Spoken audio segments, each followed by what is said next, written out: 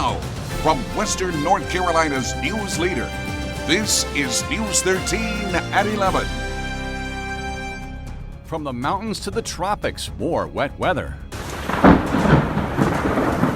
Floodwaters rise as storms hit Asheville, turning parking lots into pools. Water was just bubbling up through the storm drain and flooding the parking lot. And we have our eyes on the tropics. The new track of Barry is out. How the storm will impact us here in Western North Carolina.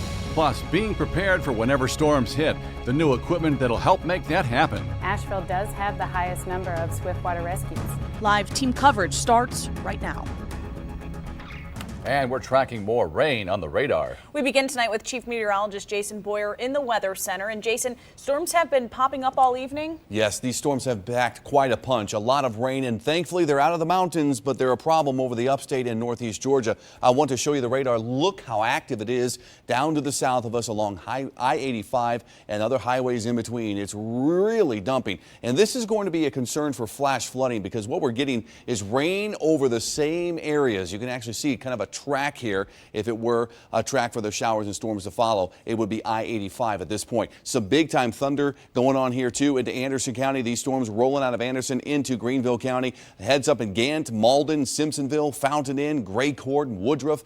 All of these respective times for your locations. You should certainly remain indoors as these storms come through and postpone travel. Tremendous rainfall coming down. We had that earlier today here in the mountains, but thankfully a lot quieter now. Just stray showers up to the north of Asheville into Madison County, diving south and east. They may affect us on the north side of Asheville, but that's about it. And rainfall, big story, and so too the humidity. And this is a reason why the rain's so heavy. Our dew point temperatures are well into the 60s and lower 70s. That air is very juiced up. And that means when these storms come, they will drop tremendous rainfall. We're not out of the woods tomorrow, but we'll start quiet for the morning rush. Low clouds and fog. Stick around. The latest on Barry coming up. A parking lot in Asheville floods with little warning, damaging cars and impacting nearby businesses. It happened in the parking lot of the plaza across from the Ingalls on Merriman Avenue. News 13's Taylor Young is live where that flooding happened. And Taylor, what are you seeing there now? Well, right now there's just mud and debris from where this water was, and this is one of the several cars that were out here earlier during the flooding. You can see from this water line just how high the water went over the tires, and at one point the water continued to flow across the parking lot, over the sidewalk, and into some of the nearby businesses.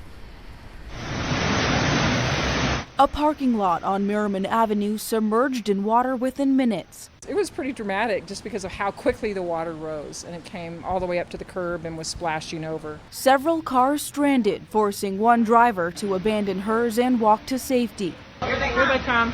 Witnesses watched as water poured through storm drains following a 15-minute heavy downpour. They start like volcano, and then I run around, get everybody, and hurry up, get your car out of here. Wynn has worked in the plaza for nearly 2 decades. He says he's never dealt with flooding like this until about a week ago when a similar situation happened. We were all so astonished. What? Our parking lot's flooded. Wait a minute, we're not, along the river or anything. Many believe the flooding has something to do with the sinkhole just down the street. They supposed to fix it, but I think between them and city, I don't know who will be responsibility for that. So we reached out to the city to find out who is responsible. It says the flooding happened on private property, but the city has been in contact with the owner of the property where the sinkhole is located about getting a permit to fix the pipes. So we're just hoping for no more big downpours anytime soon. The property owner of where that sinkhole is has until July 22nd to either ask for a permit, to submit a permit, or request an extension. Live in Asheville, Taylor Young, News 13. Turning to the tropics, Tropical Storm Barry threatening the Gulf Coast. In Dauphin Island, the area is getting ready for a strong storm surge and flooding.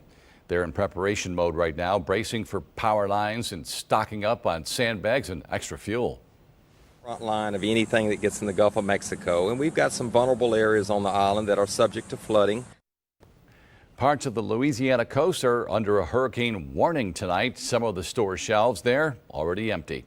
People flooded the Walmart today to get supplies ahead of Barry. The storm is expected to be upgraded to a hurricane and make landfall on Sunday. And you can keep tabs on Barry and other tropical weather by using our hurricane tracker. You can access it in the weather section of WLOS.com. Jason times out Barry and the threat that the storm has to bring here to the mountains, possibly. That's coming up.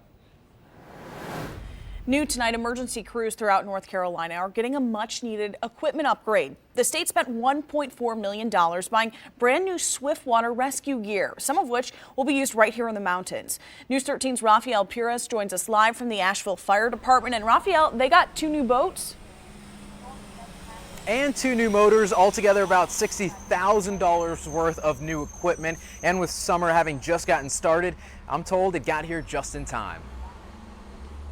With popular rivers and waterfalls, Western North Carolina emergency crews are no strangers to water rescues. What's interesting is actually in Western North Carolina, Asheville does have the highest number of swiftwater rescues. So when the opportunity to apply for new gear presented itself, the Asheville Fire Department took it. This just shows how portable this unit is. The equipment still in the box, 2 new inflatable rescue boats and 2 new motors. They're ready to go, gas up and go. The hope is they will give AFD the capacity to better help other areas when needed. Now, if we do deploy or when we deploy, we'll be able to leave some of that equipment back behind and still be able to serve the citizens here. This was equipment that was purchased from a state appropriation that was made last year. This all comes from the more than $2 million in search and rescue funding that was included in the governor's budget last year. Senator Chuck Edwards is part of the Appropriations Committee. Well, it's very rewarding to know that I'm in a position to help these fine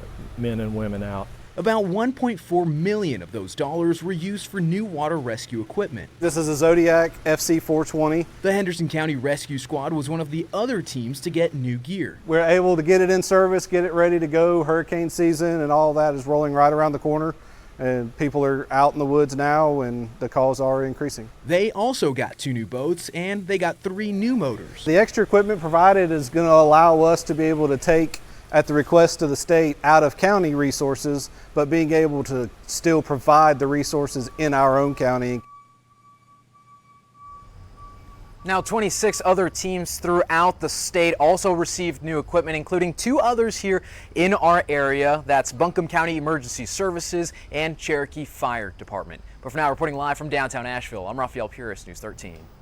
You can stick with News 13 as we continue to track storms and the tropics. We'll keep you up to date on the major threats right here and online. Plus, don't forget, no matter the weather, we've always got you covered with our free weather app. Use it to get the current conditions, temperatures, radar, and much, much more. Developing tonight, 1 person is dead, another in custody after a deadly shooting in Asheville. It happened on Reed Street near Biltmore Village. Our cameras were rolling as that suspect was put in handcuffs after a standoff with police. We're not showing his face because it's not clear if he is an adult. The arrest happened about 3 hours after the shooting. Tonight, police have not identified the victim or the suspect. Right now, Asheville police are asking for your help looking for a man wanted for elder abuse. Devontae DeQuarius Gaines has numerous outstanding warrants in Buncombe and Henderson counties. His last known address was Hendersonville. If you have any information, call police. A big change for flyers in the Tar Heel State. Later, the new step that international passengers will have to take when going through customs. His head was huge, the thing was on his neck. But first, the neglected cat in recovery. Next, how the feline's doing after it was found with a roll of duct tape around its neck. And we are tracking more showers in the mountains as the tropics heat up. Jason timed out the storms here and has the new track of Tropical Storm Barry.